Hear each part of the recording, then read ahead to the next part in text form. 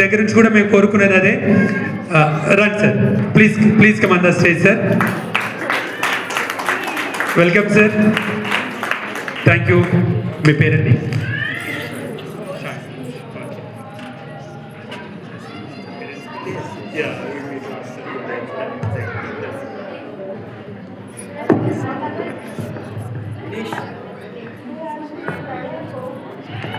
Good afternoon everyone.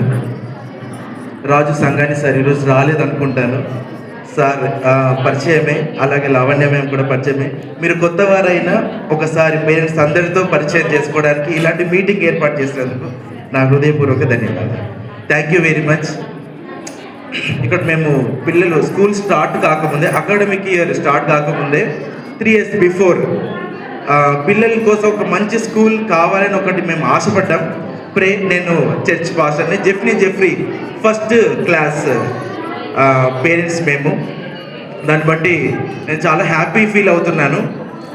ఎప్పుడైతే గాడ్ని మనం చాలాసార్లు అన్ని కోరుకుంటాం, విశ్వాసంతోనే కోరుకుంటాం, కానీ తీరం మనం వచ్చే వరకు దాన్ని ఒప్పుకోవడానికి మనం చాలాసార్లు భయపడతాం. దాన్ని బట్టి నేను అలాంటి భయాన్ని నేనేం సూచించట్లేదు. నేను ఆశపడ్డది మా ఏరియాలో ఒక మంచి స్కూల్ పడాలని, రైట్? ఎందుకంటే ఒక్కరితోనే కాదు, ఇది అందరూ ఏకభావం ఏక మనస్సుతో కూడుకున్న ఒక భావజాలం. ఆల్రెడీ స్కూల్లో ఒక దేవాలయంతోనే పోలుస్తాం మనం చిన్ననాటి నుంచి. కృష్ణ గారు చాలా ఫ్రెండ్లీగా చెప్పారు, థ్యాంక్ యూ వెరీ మచ్. ఎందుకంటే దగ్గరగా ఫీజు విషయంలో కానీ, నాట్ ఏ బిజినెస్, ఇదైతే నేను వ్యాపారం అని ఈ స్కూల్ గురించి నేను చెప్పాను ముఖ్యంగా. దాన్ని బట్టి అందరూ చప్పట్లు కొట్టవచ్చు ఈ విషయంలో. ఎందుకంటే తీసుకుంటున్న ఫీజెస్ ఈ రోజుల్లో మన అందరికీ తెలుసు ఏ స్కూల్లో ఎలా ఉన్నారు. తర్వాత కమ్యూనికేషన్ ఏదైనా చేయాలంటే ప్రిన్సిపల్తో టీచర్స్తో చేయలేము చాలా వరకు, కానీ ఈ స్కూల్లో అది నాకు లబ్ధి లభించింది. ఏ చిన్న విషయమైనా కాల్ లిఫ్ట్ చేస్తారు, చెప్పి వచ్చినప్పుడు వారు రిసీవ్ చేసుకుంటారు, మనం చెప్పిన కంప్లైంట్స్ రిసీవ్ చేసుకుంటారు. ఒడిదొడుకులు సహజం, మైనస్ ఉంటుంది, ప్లస్ ఉంటుంది, నెగిటివ్ ఉంటుంది, అన్నీ ఉంటాయి. అన్నిట్లో నేను ఉండవు అని నేను అనను, కానీ దాన్ని చెప్పే భావజాలం మనకుంది. ఆ స్వతంత్రం మనకు ఈ స్కూల్ తరఫున మాకు ఇచ్చినందుకు thank you ma'am, thank you sir. అలాగే పేరెంట్స్ అందరూ, నేను ఏదో మైక్ దొరికింది మాట్లాడని కాదు, మాట్లాడే 2-3 విషయాలైనా మీ మనస్సులను తాకాలని కేవలం మనస్సుతో మాత్రమే మాట్లాడాలనుకుంటున్నాను. Thank you.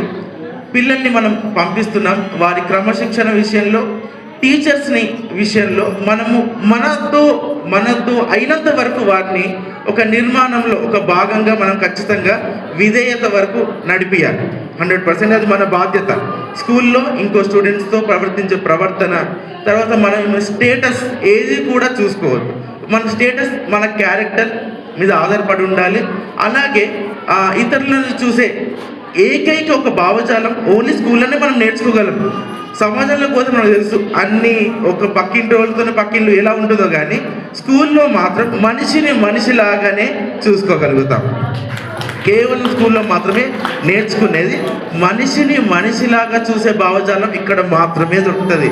అయితే ఇక్కడనే వాళ్ళని స్ట్రాంగ్ చేయగలుగుతాయి. ఇలాంటి మోటివేషన్ క్లాసెస్ కూడా ఉండడం చాలా ప్రాముఖ్యం sir. Thank you very much.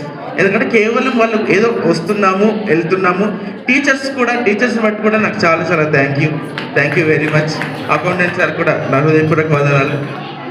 ఎందుకంటే టీచర్స్ ఇది కేవలం జాబ్ కాదు, ఓన్లీ జాబ్ కాదు, ఇది సేవ. మీరు సర్వీస్ కూడా ఇస్తున్నట్టు.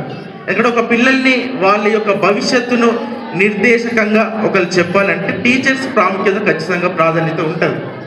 కాబట్టి వాళ్ళ తరఫున కూడా నేను, అందరి తరఫున కూడా నేను మరి ఒకసారి హృదయపూర్వక వందనాలు. Thank you very much.